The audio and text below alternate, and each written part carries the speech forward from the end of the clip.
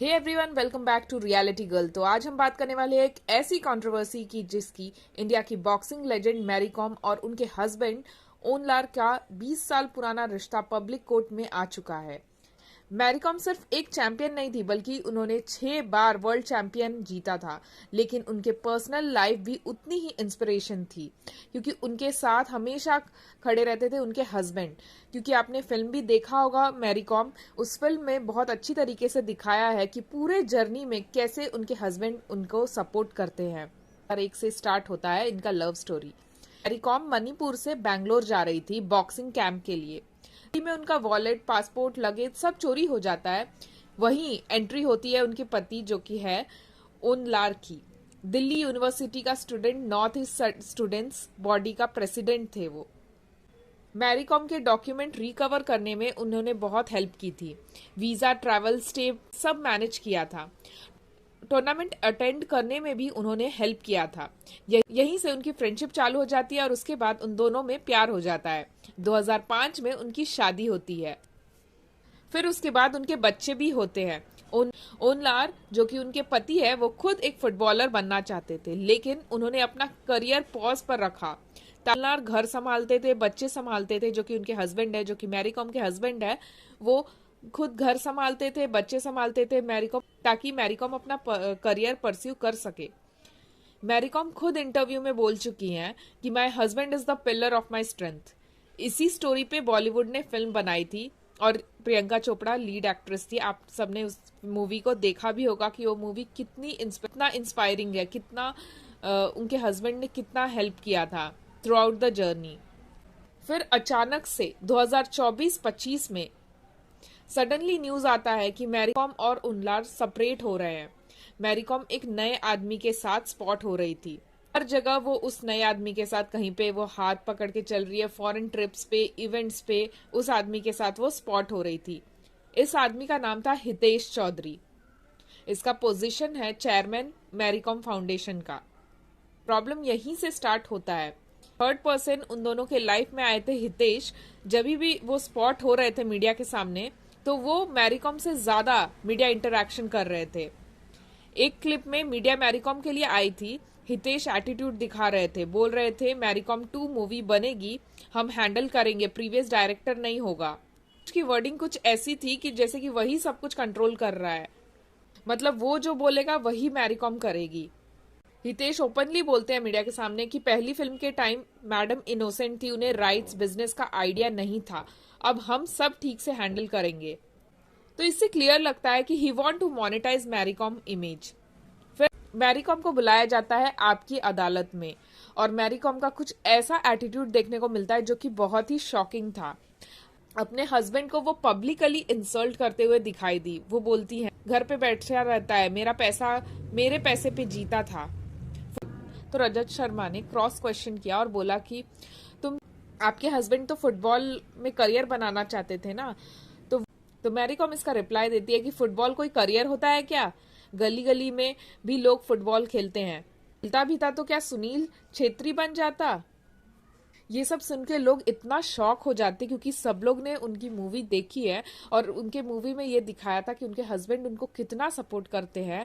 उनके हस्बैंड ने अपना करियर इसीलिए दाव पे रखा था ताकि उनकी वाइफ अच्छा कर सके, उनकी वाइफ अपने करियर में ग्रो कर सके, इसीलिए उन्होंने घर संभाला। और आज इतने साल बाद वही हस्बैंड को मैरी कॉम ऐसे बोल रही हैं कि तू मेरे पैसों पे पल रहा है, तो ये कितना कितना ज्यादा इंसल्टिंग है। पर उन्होंने ये भी कहा कि उनके पैसों का वो मिसयूज करते थे। बड़ी बात नहीं है कि लोग बहुत साल के रिलेशनशिप के बाद, बहुत साल के मैरिज के बाद सेपरेट होते हैं। बहुत लोग होते हैं, बहुत सेलिब्रिटीज होते हैं, बट इस तरीके से पब्लिकली इंसल्ट करना, वो भी उस हस्बैंड को जो कि पास्ट में उन्हें बहुत ज्यादा उनका साथ दिए थे। अब आपकी अदालत में जब उनसे बोला गया कि आपके हस्बैंड ने तो आपको बहुत सपोर्ट किया था, तब वो बोलती है कि सपोर्ट क्या किया था, मैंने मेरी मदर ने बच्चों को देखा था और मैंने लड़कियां रखी थी जो कि मेरे बच्चों के संभालती थी। तो उस टाइम जब मूवी बन रहा था वो तो ऐसे ही नहीं बना होगा, आपसे पूछा ही गया होगा और आपने खुद ही बोला था कि आपके हस्बैंड बहुत सपोर्ट कर रहे हैं। और आज जब आपका डिवोर्स हो गया है, जब आप सेपरेट हो रहे हो, तब आप इस तरीके के स्टेटमेंट पब्लिकली उन्हें इंसल्ट कर रहे हैं। अगर अगर यही कोई आदमी बोलता अपने वाइफ के बारे में, तब तो लोग बोलते कि उसने पूरा घर संभाला है, वो तो होम मेकर है। और सडनली अगर ये एक लड़के ने बोला तो उसे इस तरीके से, आप तो एक मीडिया फिगर हो और आपको लोग इतना पसंद करते हैं, आप एक इंस्पिरेशन हो सबके लिए, और आप भी ऐसा शो कर रहे हो कि आदमी एक औरत के पैसों पे पल रहा है। ये बहुत ही गलत स्टेटमेंट है। फिर ओनलार जो कि उनके पति है, उन्होंने अपना साइड भी रखा। ओनलार बोलते हैं, मैरीकॉम ने 2013 में एक जूनियर बॉक्सर के साथ अफेयर किया, उस टाइम मैंने माफ कर दिया। फिर 2017 से एक और आदमी के साथ रिलेशनशिप था, उन्होंने नाम तो नहीं लिया, लेकिन लग रहा था कि ये हितेश को ही बोल रहे हैं। ये सेकेंड अफेयर ने शादी तोड़ दी। अगर मैंने पैसा चोरी किया है तो एफआईआर करो, प्रूफ दिखाओ। करंटली ओनलार रेंटेड होम में रहते हैं, no property, no money, no control. और उनके हस्बैंड ने ये भी बोला कि मैरीकॉम पॉलिटिक्स में आना चाहती थी और वो खुद मना कर रहे थे। एंड में ओनलार इलेक्शन लड़ते हैं, मतलब उनके पति इलेक्शन लड़ते हैं, ऐसा वो बोल रहे थे कि मैरीकॉम को चाहिए था कि वो इलेक्शन लड़े, इसलिए वो इलेक्शन लड़ते हैं और उसमें 2 से 3 करोड़ खर्चा जाता है और बाद में वो इलेक्शन हार भी जाते हैं। और सेम चीज इंटरव्यू में, जो कि आपकी अदालत में, मैरीकॉम बोलती है कि मुझे बिल्कुल भी पॉलिटिक्स में इंटरेस्ट नहीं था, लेकिन मेरे हस्बैंड ने बोला कि तुम जाओ और तुम मेरे लिए टिकट मांगो, और मुझे कहाँ कहाँ वो लेके गया। अब पता नहीं कौन सच बोल रहा है कौन झूठ बोल रहा है, क्योंकि ये बोल रहा है, उनके हस्बैंड बोलते हैं कि पॉलिटिक्स में मुझे इंटरेस्ट नहीं है, मैरीकॉम को इंटरेस्ट है, और मैरीकॉम बोलती है कि मुझे इंटरेस्ट नहीं है, मेरे हस्बैंड को इंटरेस्ट है पॉलिटिक्स में। और मैरीकॉम ये भी बोलती है कि इतने सारे खर्चे उसने इलेक्शन में खर्चा किया, मेरे पैसे को खर्चा किया, और उसके बाद वो हार भी गया। मैरीकॉम के बिजनेस डिसीजन सब कुछ हितेश ही हैंडल करते हैं, मीडिया में हितेश डोमिनेट करते हैं। फिर अचानक मैरीकॉम ऐसा दिखा रही है कि मैं गलत नहीं हूँ, मेरे हस्बैंड ने मुझे चीट किया है, मेरे पैसों को लूटा है, मतलब मेरे पैसों को वो चुराते थे, मेरे पैसों पे नहीं। उनके हस्बैंड बोल रहे हैं कि मैरीकॉम ने चीट किया है। कुछ कमेंट्स है, लोगों ने बोला, I feel so sad for him man, the shakeness in his voice sound like he is on the verge of crying. Literally अगर आप उस वीडियो को देखेंगे तो आपको ऐसा लगेगा कि मतलब इस आदमी के साथ कितना गलत हुआ है। ये आदमी ने अपना सब कुछ सेक्रीफाइस कर दिया है, उसके बाद लास्ट में इसे ये मिल रहा है, ये सुनने को मिल रहा है। अगर ये सच है कि मैरीकॉम गलत है, तो उनके हस्बैंड को हमेशा ये लगता होगा कि मैंने क्यों सेक्रीफाइस किया, मैं भी आज कुछ होता। एटलीस्ट वो ट्राई करते, अगर कुछ बन ना पाते तो भी वो ट्राई करते, और तब नहीं बनते तो लगता था कि मैंने अपना बेस्ट दिया। Feeling concern for kids and young teens. As a women I feel sorry for this man, wrong, and this man deserve alimony for sacrificing his career for her. Marycom brings bad man to the feminist movement and sets back the progress, and it's not cool. आपने ये millions of women sacrifice their career and passion so they can support men.